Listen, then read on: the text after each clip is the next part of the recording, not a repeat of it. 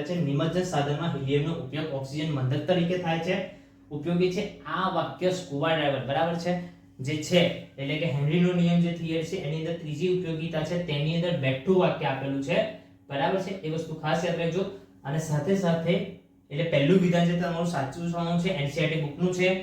Helium O2 માં ઊંચી દ્રાવ્યતા ધરાવે છે એ વિધાન બેટા તદ્દન ખોટું છે. એનું કારણ છે દીકરાઓ કે નમસ્કાર વિદ્યાર્થી મિત્રો, હું છું ભરતસિંહ પરમાર અને આજના આ વિડિયો લેક્ચર્સ ની અંદર હું આપ સૌનું હાર્દિક સ્વાગત કરું છું.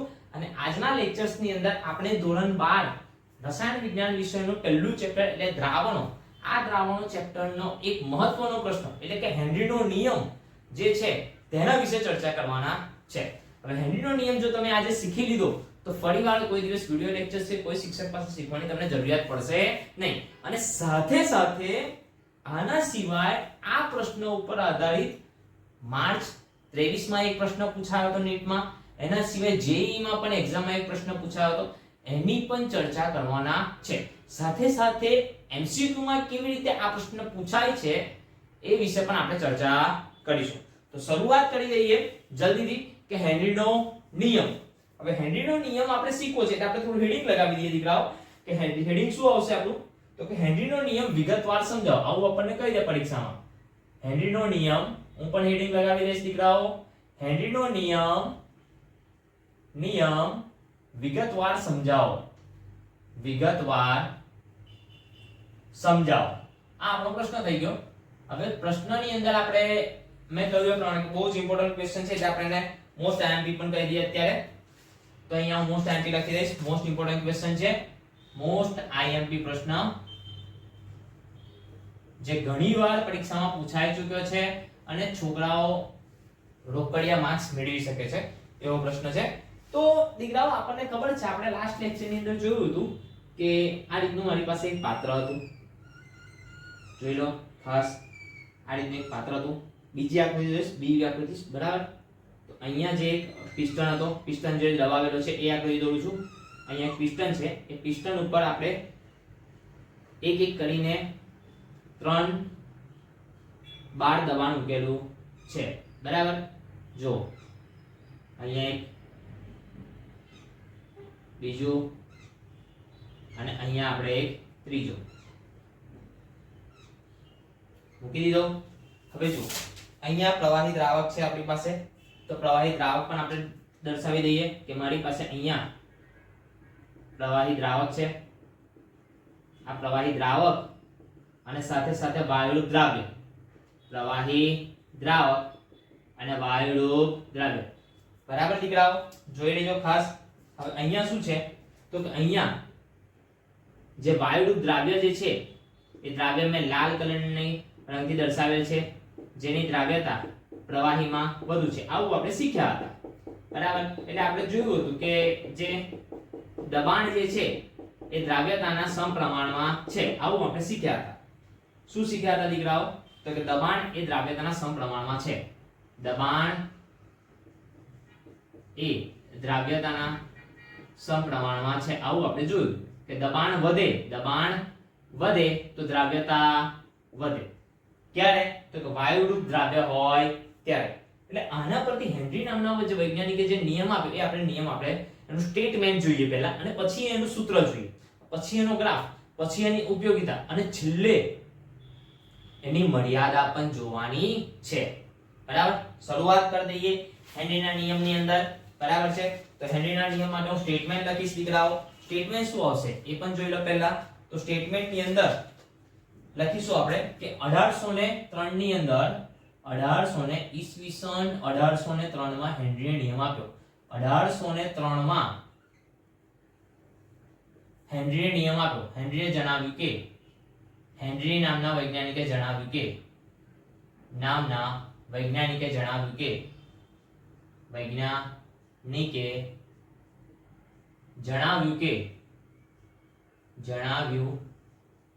કે અચળ તાપમાને, શું કહ્યું એને, અચળ તાપમાને વાયુરૂપ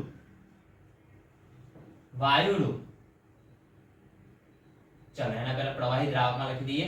પ્રવાહી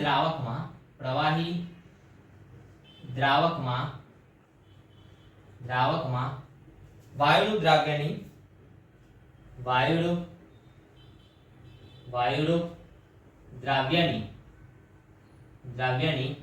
દ્રાવ્યતા બરાબર છે. ખાસ સમજો, અચળ તાપમાને પ્રવાહી દ્રાવકમાં વાયુરૂપ દ્રાવ્યની દ્રાવ્યતા દ્રાવણની સપાટી પર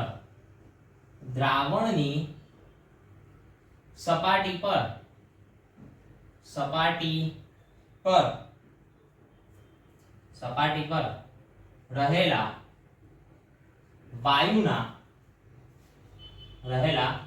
વાયુના આંશિક દબાણના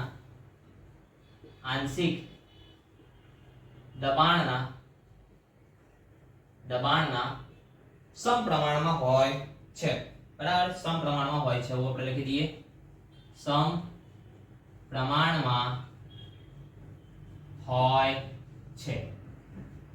જો શું કહ્યું છે ને, ખાસ સમજો દીકરાઓ, કે શું કહ્યું તો કે ઈસવીસન 1803 માં એમણે નિયમ આપ્યો. શું તો કે અચળ તાપમાને પ્રવાહી દ્રાવકમાં, આ નીચે આપણી પાસે જે દ્રાવક જે છે એ પ્રવાહી દ્રાવક છે. બરાબર છે, હું અહીંયા લખી દઉં કે દ્રાવક જે છે એ કેવો છે? પ્રવાહી દ્રાવક છે.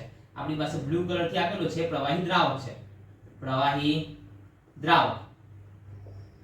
દ્રાવક જે છે, અને લાલ કલર થી જે છે એ શું છે તો કે વાયુરૂપ દ્રાવ્ય. વાયુરૂપ દ્રાવ્યની દ્રાવ્ય, આ જે દ્રાવ્ય જે છે, વાયુરૂપ દ્રાવ્ય જે છે એ દ્રાવણમાં કેટલો ઓગળે છે, દ્રાવકમાં કેટલો ઓગળે છે. બરાબર, તે દ્રાવણની સપાટી, એટલે આ જે ઉપરની જે બ્લુ કલર થી છેલ્લી લાઈન છે, બોર્ડર છે, એ સપાટી જે છે એ સપાટી પર રહેલો જે વાયુ જે છે, આ જે વાયુ જે છે બાકીનો, એ વાયુના આંશિક દબાણના સમપ્રમાણમાં છે. યાદ રાખજો, ફરીવાર કહું છું, અચળ તાપમાને પ્રવાહી દ્રાવક છે.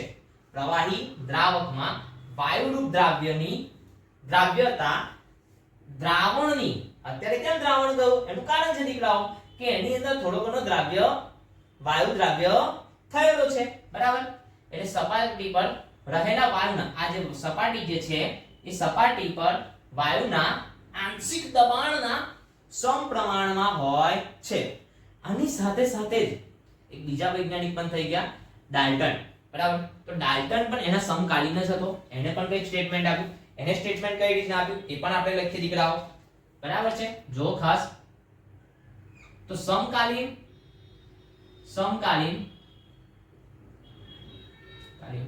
ડાલ્ટને જણાવ્યું કે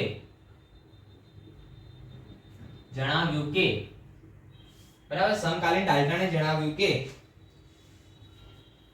પ્રવાહી દ્રાવણમાં, અત્યારે દ્રાવણ જે છે આપણી પાસે અંદર દ્રાવ્ય ઓગળી ગયું છે એટલે આપણે પ્રવાહી દ્રાવણ કહીશું. પ્રવાહી દ્રાવણમાં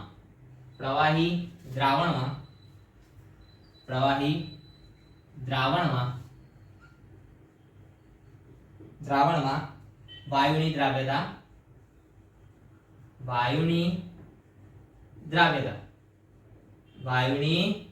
દ્રાવ્યતા વાયુના આંશિક દબાણનો અવયવ છે. વાયુના આંશિક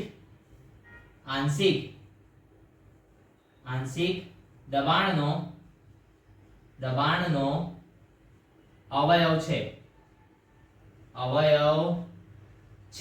બરાબર છે, આવું એને કહ્યું. એટલે હવે તમે જુઓ, ધ્યાનથી જુઓ કે અહીંયા પણ વાયુનું આંશિક દબાણ, અહીંયા પણ વાયુનું આંશિક દબાણ છે. પણ જ્યાં વાયુની જે છે દ્રાવ્યતા જે છે, એને સાંદ્રતા જે છે, બરાબર છે, એને આપણે મોલ અંશમાં દર્શાવીએ. બરાબર, તો મોલ અંશમાં દર્શાવ્યા પ્રમાણે એનું નવું સ્ટેટમેન્ટ શું થાય એ પણ લખીએ દીકરાઓ. તો શું સ્ટેટમેન્ટ થશે કે દ્રાવણમાં, લખીએ અહીંયા કે દ્રાવણમાં વાયુના મોલ અંશનો માપ તરીકે ઉપયોગ કરીએ. વાયુના મોલ અંશનો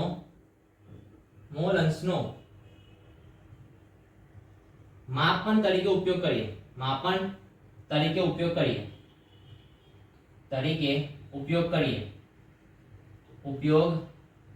બરાબર છે, તો હેનરીના નિયમનું સામાન્ય સ્વરૂપ શું થાય એ પણ આપણે દર્શાવીશું દીકરાઓ.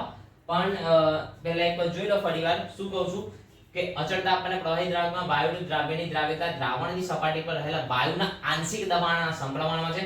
સમકાલીન ડાલ્ટને શું દર્શાવ્યું તો કે આ જે દ્રાવણ છે એને શું વાત કરી દ્રાવકની વાત કરી હવે એને શું કહ્યું ડાલ્ટને શું કહ્યું કે આ જે દ્રાવણ બન્યું કારણ કે અંદર થોડો દ્રાવ્ય ઓગળેલો છે એટલે એ દ્રાવણની અંદર જે વાયુની દ્રાવ્યતા છે એ દ્રાવ્યતાને એને મોલ અંશમાં દર્શાવી બરાબર શામાં દર્શાવી મોલ અંશમાં દ્રાવણમાંના મોલ અંશનો ઉપયોગ કરીએ બરાબર માપન તરીકે મોલ અંશનો ઉપયોગ કરીએ તો શું થાય દીકરાઓ તો કે દ્રાવણમાંના કરીએ તો આપણે લખીએ આગળ તો દ્રાવણમાંના વાયુના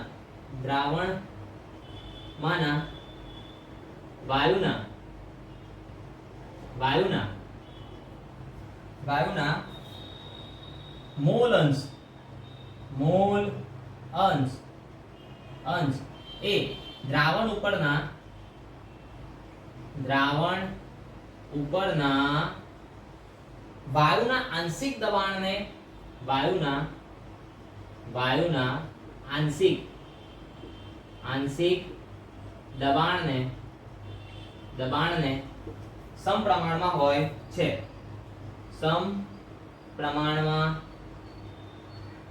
હોય છે એટલે હેનરીના નિયમનું સામાન્ય સ્વરૂપ શું થાય તો કે હેનરીના નિયમનું સામાન્ય સ્વરૂપ શું થાય દીકરાઓ એ પણ જોઈ લઈએ આપણે તો હેનરીના નિયમનું સામાન્ય સ્વરૂપ આ રીતના દર્શાવીશું દીકરાઓ કે હેનરીના નિયમનું સામાન્ય સ્વરૂપ હેનરીના નિયમનું સામાન્ય સ્વરૂપ કે બાષ્પ કલામાં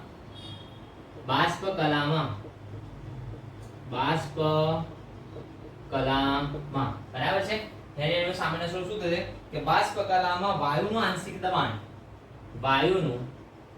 વાયુનું આંશિક દબાણ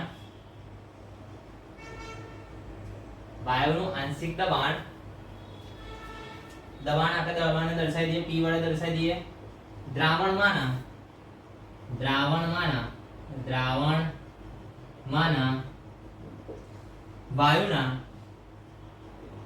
વાયુના મોલ અંશ ના સમપ્રમાણમાં હોય છે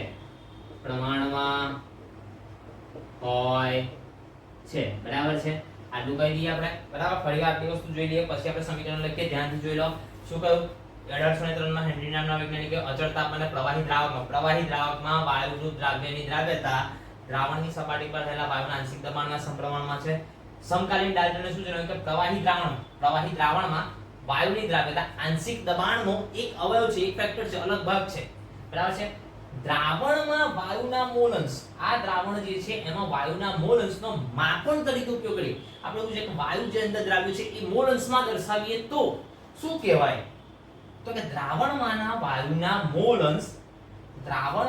વાયુના જે મોલ અંશ છે જેટલા પણ મોલ અંશ છે એ દ્રાવણ ઉપરના આ જે દ્રાવણની સપાટી છે એના ઉપરના વાયુના આંશિક દબાણના સમપ્રમાણમાં હોય છે એટલે આ બંને નિયમને જો ભેગા કરીએ તો હેનરીના નિયમનું સામાન્ય સ્વરૂપ શું મળે તો કે આ જે બાષ્પ કલા છે એ બાષ્પ કલામાં વાયુ જે છે એનું આંશિક દબાણ એ દ્રાવણ જે છે એ દ્રાવણની અંદર જે દ્રાવ્ય થયેલો વાયુ છે બરાબર એ વાયુના મોલ અંશના સમપ્રમાણમાં હોય છે બરાબર આટલી વસ્તુ ક્લિયર હવે આટલી વસ્તુ તમે નોટ કરી લો હું આ બધું રફ કરું છું એના પછી આપણેનું સ્ટેટમેન્ટ લખીએ સમીકરણ લખીએ ચાલો ફટાફટથી નોટ કરી લો રફ કરું છું ઓકે ચાલો 1 2 3 સ્ક્રીનશોટ લઈ લેજો ચાલો સ્ટોપ હવે હું અહીંયા નીચેનું સ્ટેટમેન્ટ જવા દઉં છું ઉપરનું કાઢી નાખું છું બધું જ આકૃતિ પણ જવા દઉં છું બરાબર છે આ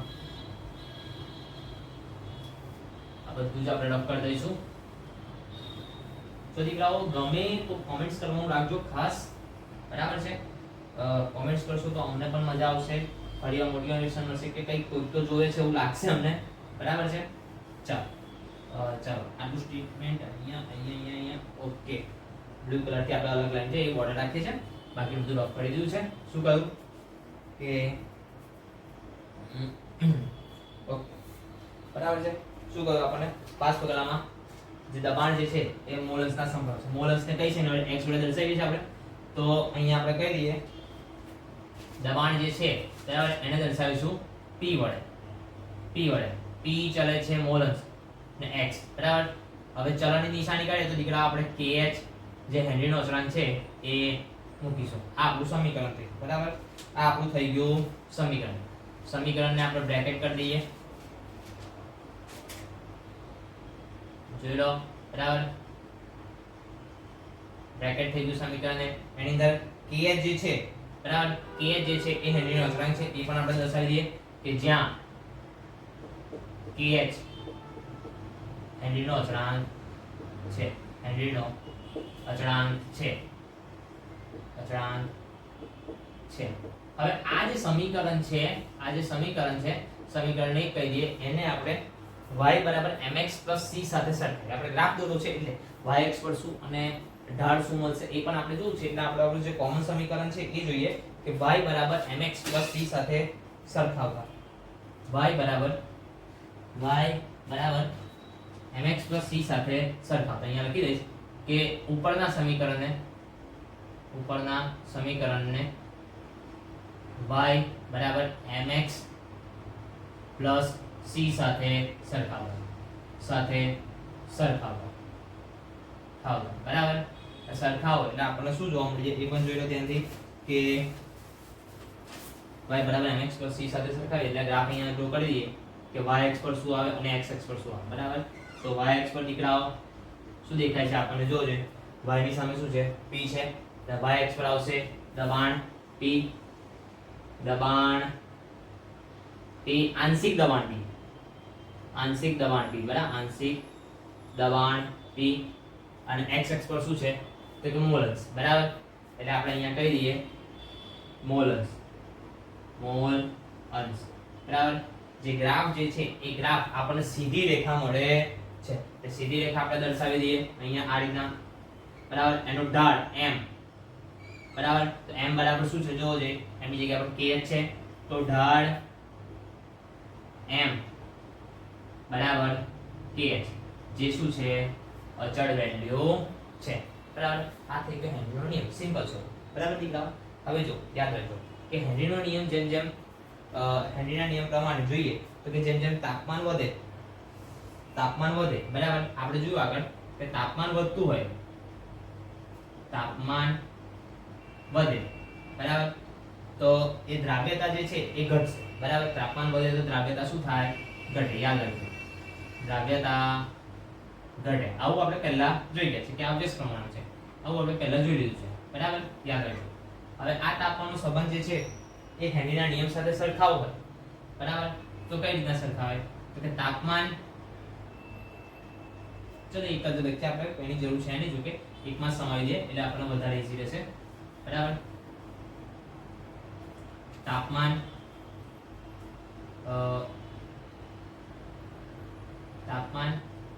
ચલે છે kh હેનરીનો અચળાંક ચલે છે વાયુની દ્રાવ્યતા બરાબર. એટલે 1/, વાયુની દ્રાવ્યતા બરાબર. યાદ રાખજો દ્રાવ્યતા. તાપમાન ચલે છે kh ચલે છે વાયુની દ્રાવ્યતા બરાબર. એટલે આટલી વસ્તુ મગજમાં યાદ રાખજો. GEW નીટ ગુજકેટ માટે આ જરૂરી છે. સ્ટેટમેન્ટ ખાસ મગજમાં ઘુસાડી દેજો બરાબર. JEE નીટ અને ગુજકેટ બરાબર. ચલો આટલી વસ્તુ નોટ કરી લો ફટાફટથી. હવે આપણે જોઈએ હેનરીના નિયમના અનુપ્રયોગો એટલે કે એની ઉપયોગિતા જોઈશું બરાબર. ફટાફટથી નોટ કરો જલ્દી. ચાલો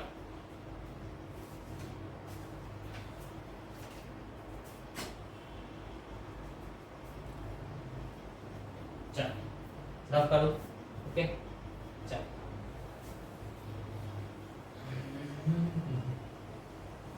હેનરીના નિયમના અનુપ્રયોગો અથવા એની ઉપયોગિતા આપણે બંને કહી શકીએ છીએ. એટલે આપણે લખી દઈએ ધ્યાનથી બરાબર.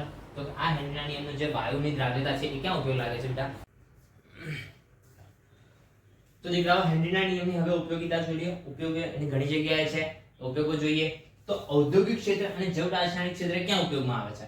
તો ઔદ્યોગિક ક્ષેત્રે જોવા જઈએ દીકરાઓ તો કે ઔદ્યોગિક ક્ષેત્રે સોડા વોટર, આપણે જે પેપ્સી, કોકા-કોલા બધા સોડા વોટર જેટલા પણ પીએ છે તે, બરાબર, એ બધા soda water, champagne, soda water, champagne, beer, બરાબર, 4 બોટલ વોડકા, બરાબર, સાથે સાથે ઠંડા પીણા જેટલા પણ છે, મોસ્ટ ઓફ જેટલા પણ ઠંડા પીણા આવે તે, તમે લોકો જોયું હશે કે જ્યાં શરબત બનતો હોય કે જે સોડા વોટર વાળા જે શરબત બનાવતા હોય ત્યાં આગળ એક CO2 વાયુ મિક્સ કરવા માટે એક હોય છે પંપ, બરાબર, તો એ જે છે એની અંદર શું CO2 ની દ્રાવ્યતા વધારવા માટે આ હેનરીના નિયમનો ઉપયોગ થાય છે, બરાબર, એટલે CO2 ની વાયુનું જે દ્રાવ્યતા જે છે એ દ્રાવ્યતા વધારવા અને સાથે સાથે જાળવી રાખવા માટે પણ ઉપયોગમાં લેવામાં આવે છે. કયો નિયમ? તો હેનરીના નિયમ પર આધારિત છે.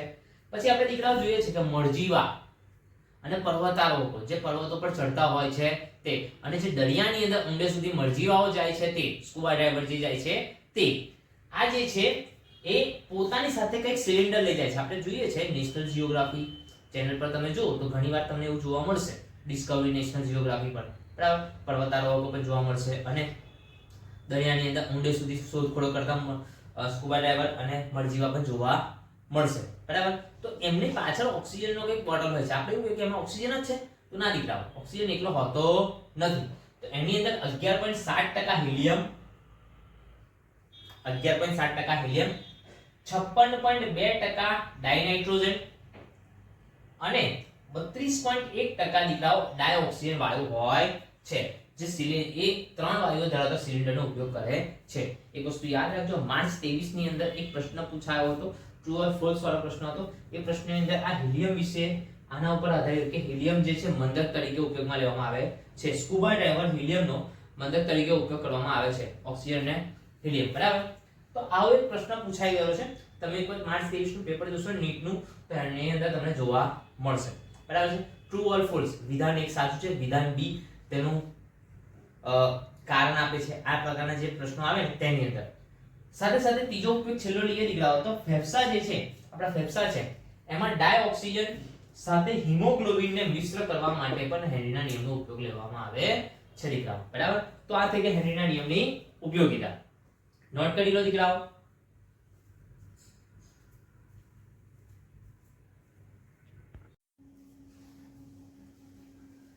નીટ 23 નો MCQ છે. બે વાક્યો આપેલા છે. નિમજ્જન સાધનમાં હિલિયમનો ઉપયોગ ઓક્સિજન મંદક તરીકે થાય છે. ઉપયોગી છે આ વાક્ય સ્કુબા ડાઈવર, બરાબર છે, જે છે એટલે કે હેનરીનો નિયમ જે થિયરી છે એની અંદર ત્રીજી ઉપયોગિતા છે, તેની અંદર બેઠું વાક્ય આપેલું છે, બરાબર છે. એ વસ્તુ ખાસ યાદ રાખજો. અને સાથે સાથે એટલે પહેલું વિધાન જે તમારું સાચું થવાનું છે, NCERT બુકનું છે, હિલિયમ O2 માં ઊંચી દ્રાવ્યતા ધરાવે છે. એ વિધાન બેટા તદ્દન ખોટું છે. એનું કારણ છે દીકરાઓ કે O2 જે આપણા બોડીમાં જશે, પરંતુ હિલિયમ લોહીમાં દ્રાવ્યતા ઓછી ધરાવે છે. એટલે બીજું વિધાન ખોટું થશે, એ સાચું અને બી ખોટું, આ ખોટું, બરાબર. એવો ઓપ્શન ક્યાં દેખાય છે? A B C D પૈકી મને D ઓપ્શન ની અંદર A સાચું અને R ખોટું દેખાય છે, એટલે મારો જવાબ થશે D. નીટ 23 નો MCQ છે, એકવાર જોઈ લેજો.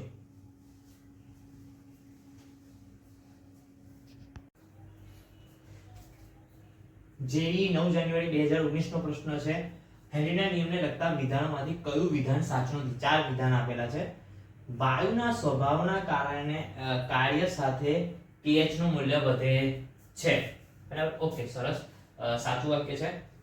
આપેલ દબાણે જો pH નું મૂલ્ય ઊંચું તો તેમ પ્રવાહીની વાયુની દ્રાવ્યતા વધારે ના, અહીંયા વધારે દ્રાવ્યતા આવે, અહીંયા ઓછી દ્રાવ્યતા આવે, બરાબર, ઓછી દ્રાવ્યતા આવે છે. એટલે આ એક આપણું વિધાન ખોટું થઈ શકે. પણ બાકીના બે પ્રશ્નો ચેક કરીએ.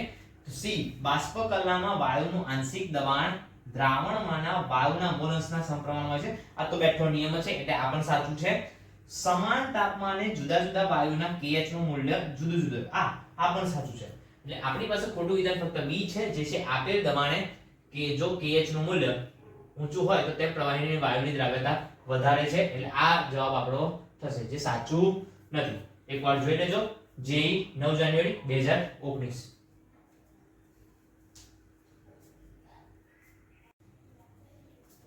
જેઈ ઓનલાઈન 2016 નો પ્રશ્ન છે.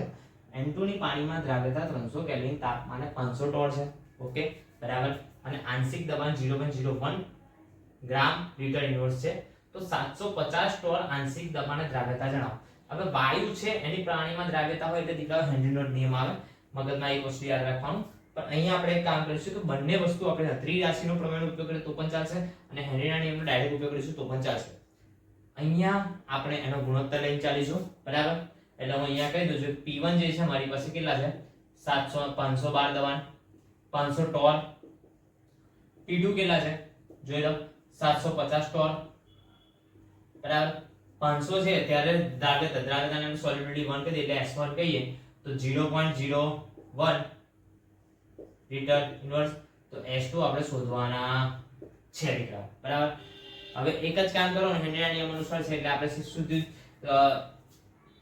ત્રિરાશિનો ઉપયોગ કરીશું તો પણ આવી જશે અને આરામથી આપણે ડાયરેક્ટ ગુણોત્તર લઈશું તો પણ આવી જશે. એટલે P1 ના છેદમાં P2 લઈએ તો સામે S1 ના છેદમાં S2.